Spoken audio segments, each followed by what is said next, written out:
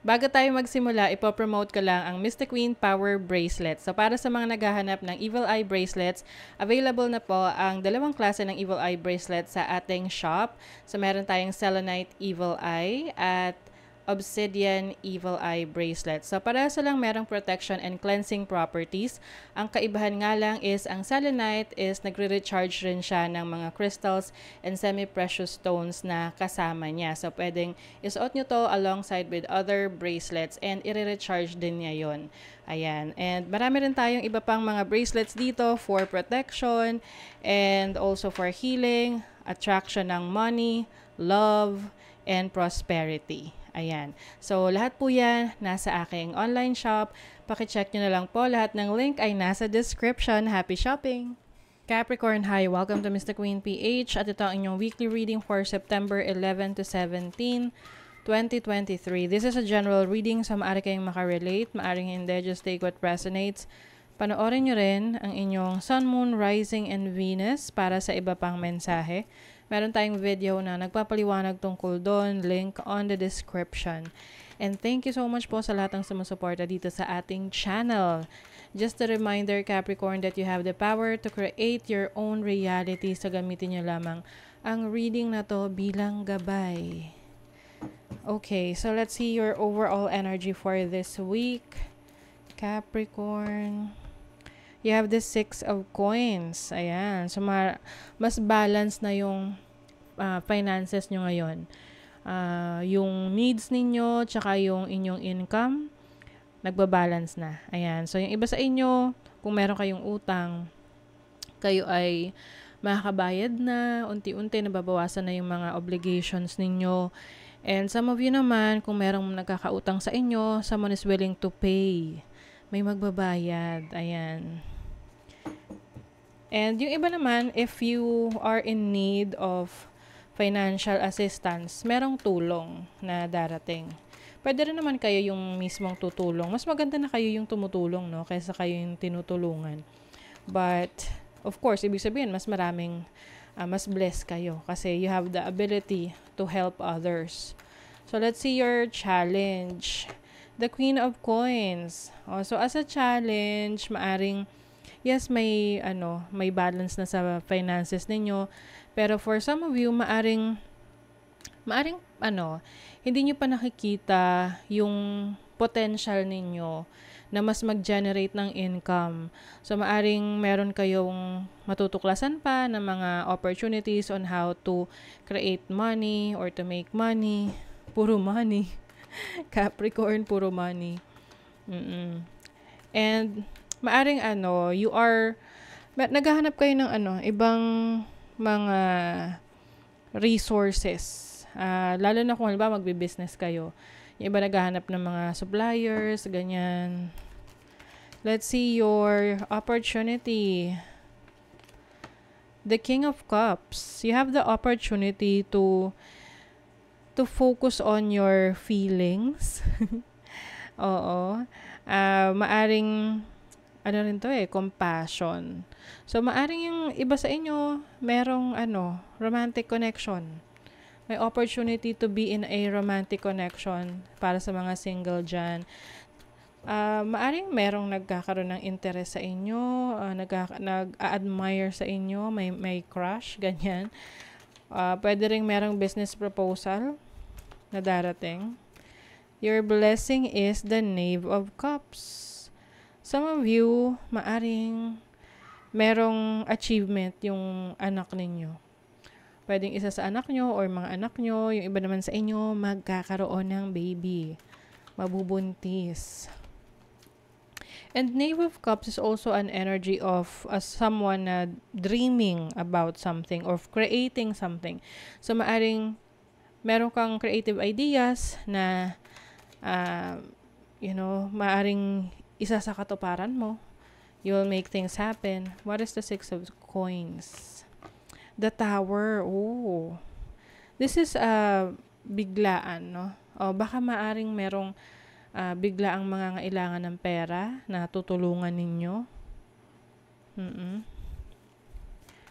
And of course, be careful with your finances din. Make sure na ma-maintain nyo yung balance sa cash flow ninyo. Okay?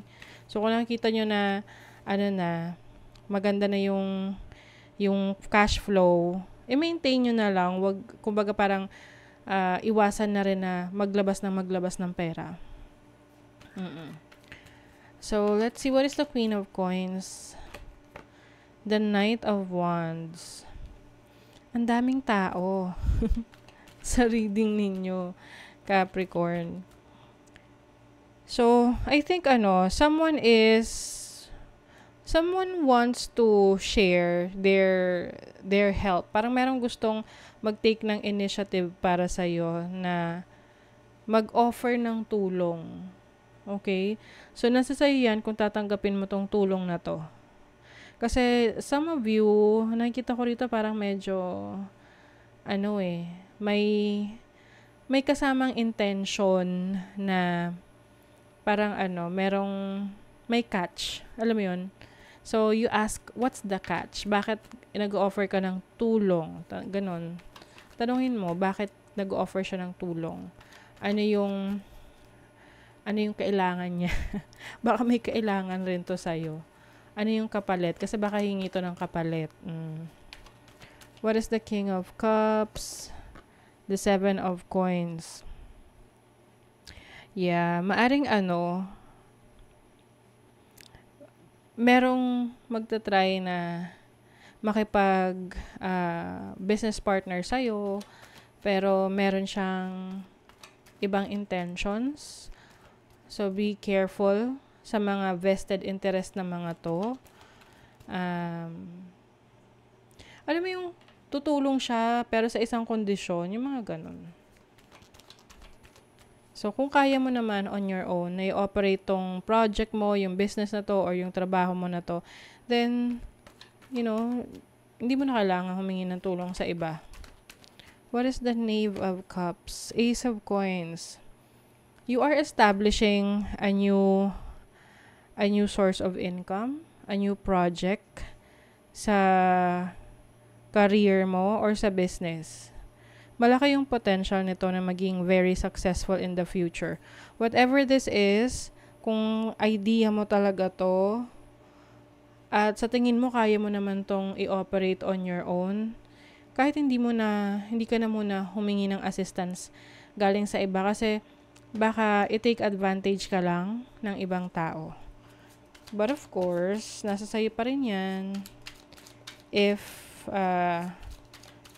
you think na okay naman yung interest, then you decide.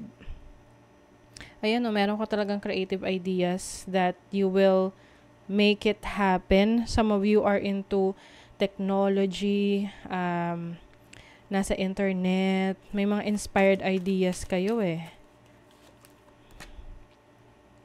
Some of you are healing. Ayan, I think you are healing your financial struggles, no? Oo. Kumbaga, na-damage man yung financial situation ninyo, maaring hindi naging maayos yung pasok ng pera sa inyo. But ngayon, meron na kayong ginagawang paraan, nakakagawa na kayo ng paraan para unti-unti makarecover.